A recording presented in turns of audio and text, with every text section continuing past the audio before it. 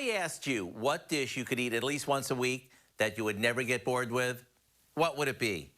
The one that stands out for me is roasted chicken. I mean, who doesn't love a fresh from the oven chicken with its crispy skin and all that flavor in every bite? So what do you say I show you how to make the best bird ever? After rinsing our chicken, we coat it with a mixture we made by combining some vegetable oil, lemon juice, chopped fresh rosemary, a bit of garlic powder, and salt and pepper.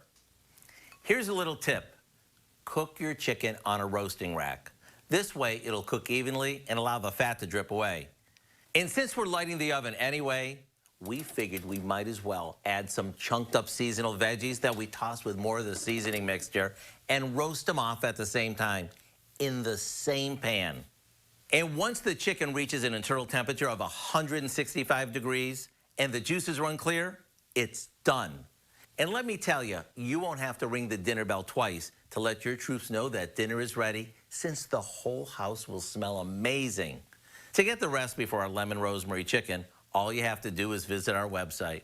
I'm Howard in the Mr. Food Test Kitchen, where today we found a foolproof way for you to say, "Ooh, it's so good."